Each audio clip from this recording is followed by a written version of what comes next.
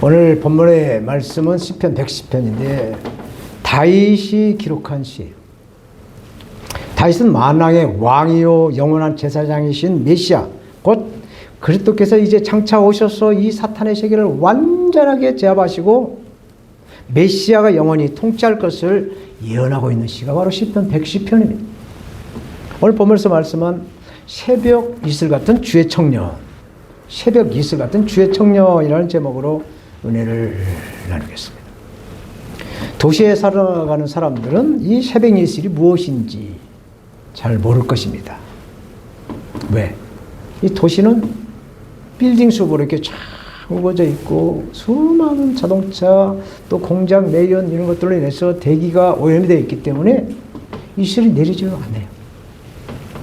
저는 농촌에서 태어나서 자랐기 때문에 이 새벽 이슬을 밟고 자랐어요. 전답에 밭이나 논에 작물들은 주인의 발자국 소리를 듣고 자란다라는 저희 부모님의 그 말씀에 저는 이른 아침에 논밭을 둘러보며 작물의 상태가 어떤가, 또 논에 물은 잘 들어있는가, 뭐 이렇게 밭에 무슨 벌레는 없는가 이런 것을 돌보면서 이슬을 밟고 가는데 신발은 다 젖죠. 바지 무릎 밑에까지 흠뻑 젖는 그런 날들이 매일 연속으로 되어 있었어요. 특히 우리가 전에 성경에 보면은 성경의 무대인 팔레스타인 지역은 사막의 지대예요. 사막의 지대라는 것은 비가 내리지 않는다는 것이죠.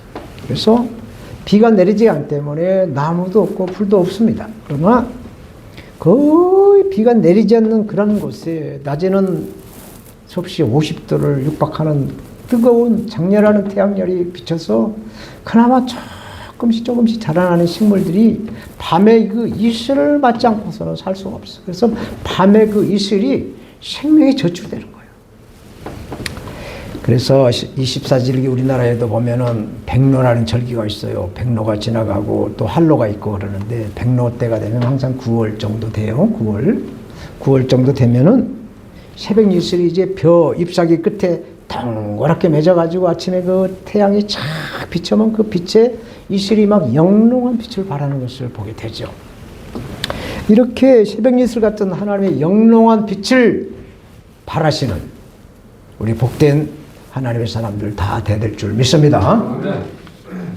스가랴 8장 12절 구약성경 스가랴 8장 12절에 포도나무가 열매를 맺으며 땅이 산물을 내며 하늘은 이슬을 내리리니 내가 이 남은 백성으로 이 모든 것을 누리게 하리라 말씀하고 있어요. 하늘에 내리는 이슬로 모든 하나님의 택하신 하나님의 자녀들이 모든 걸 누리게 하신다라고 풍요를 주신다는 말씀을 이슬로 말씀하고 있어요.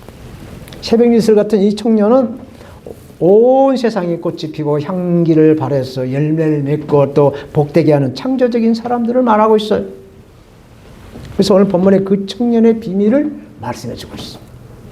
새벽 이슬 같은 그 청년의 비밀을 오늘 본문 시편 110편 3절에 주의 권능의 날에 주의 백성이 거룩한 옷을 입고 즐거이 헌신하니 새벽 이슬 같은 주의 청년들의 주께로 나온다 말씀합니다.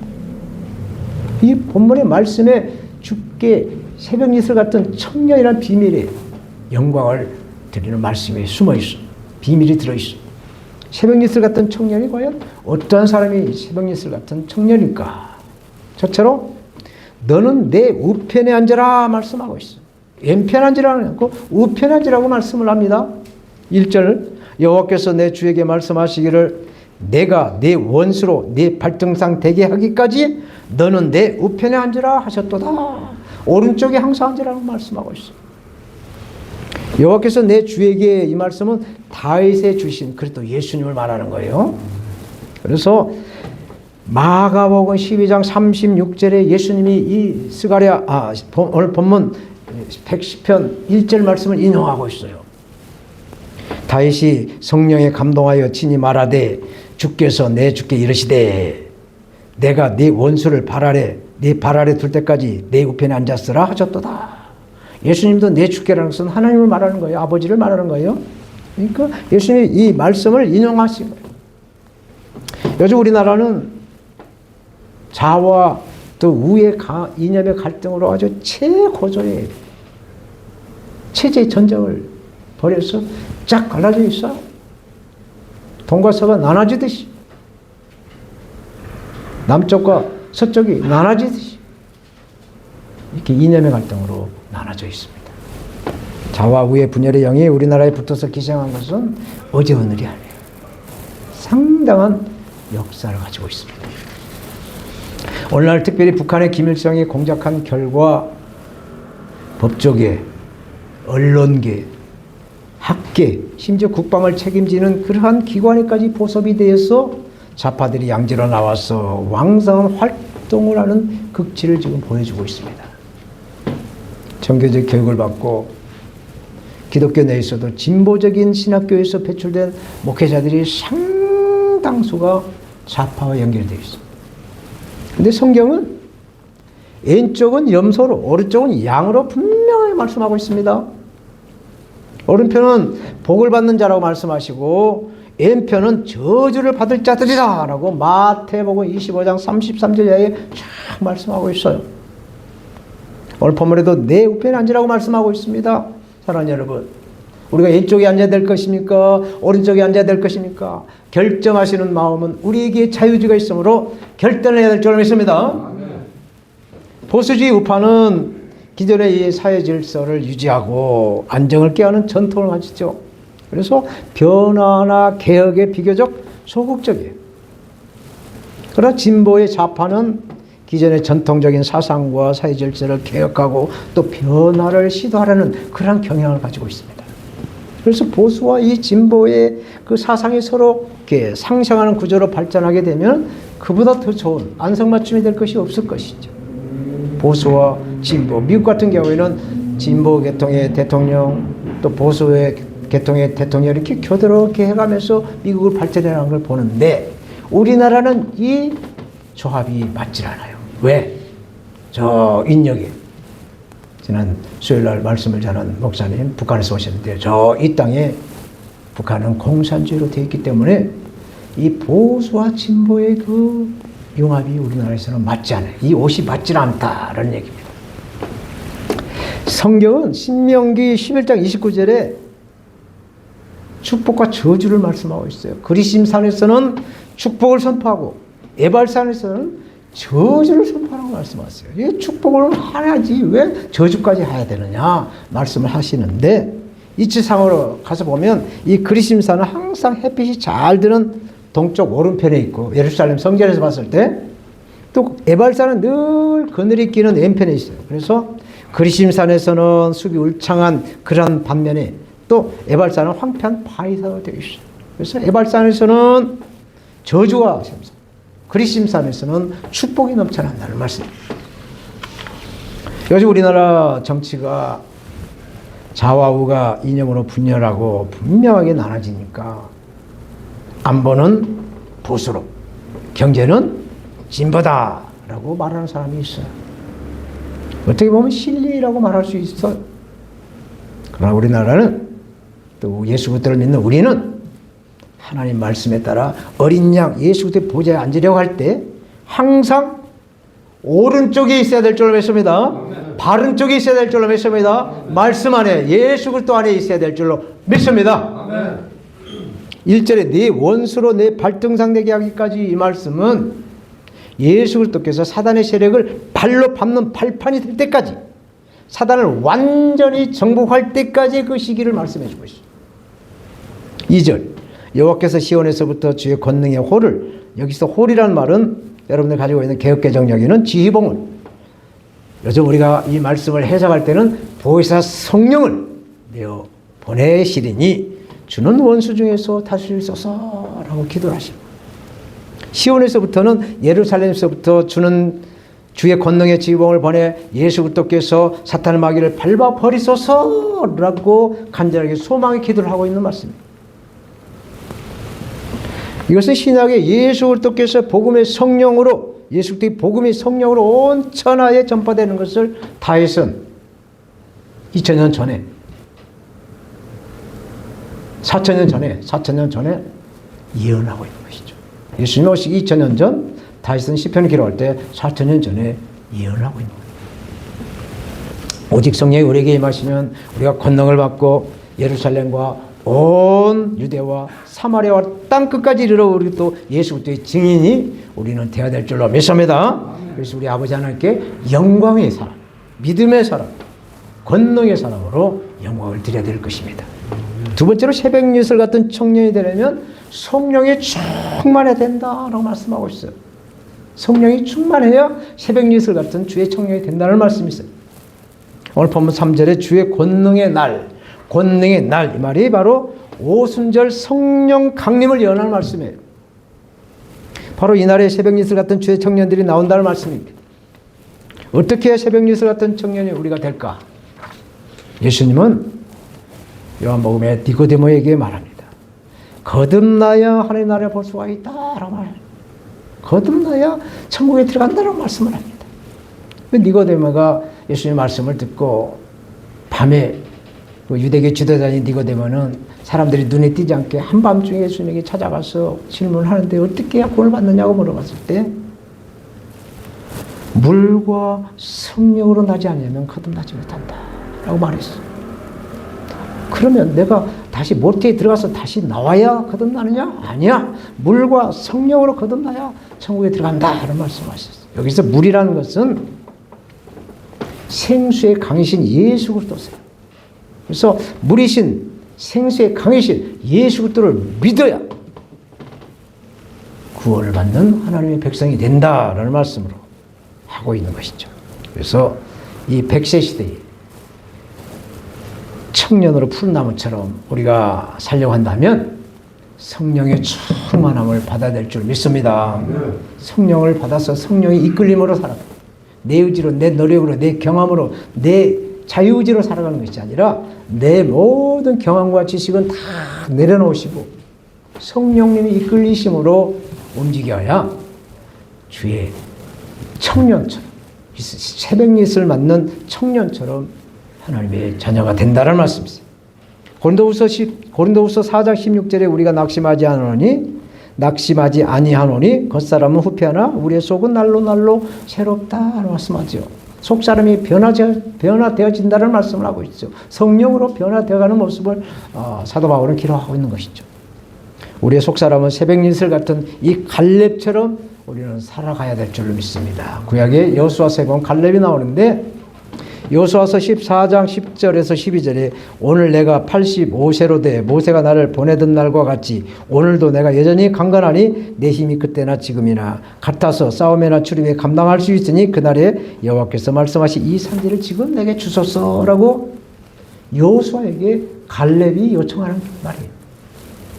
갈렙은 인생의 왕성한 30대나 40대 그 연대나 85세라고 했죠. 80대의 그 열정이 식지 않았다는 얘기죠. 그래서 하나님께 영광을 드리는 모습을 오늘 본문을 통해서 보여주고 있는 것이죠.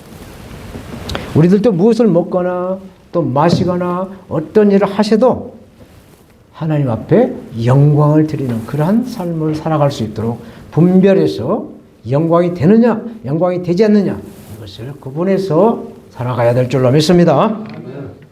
사랑하는 여러분, 새벽 예술 같은 청년이 되려면 오늘 본문 3절에 거룩한 옷을 입고 즐거이 헌신한다 말씀하고 있어요. 여기서 거룩한 옷은 제사장의 옷입니다.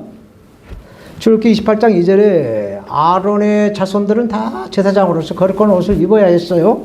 그래서 구약에서는 아론의 아들들이 제사장이 되었지만 신약에 와서는 예수를 믿는 성도 저와 여러분들이 제사장인 줄로 믿습니다. 아멘. 베드로전서 2장 9절에 우리는 제사장이라고 말하고 있어요.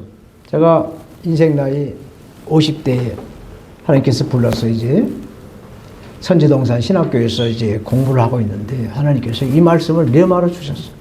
베드로전서 2장 9절. 오직 너는 택하신 나의 족속이요.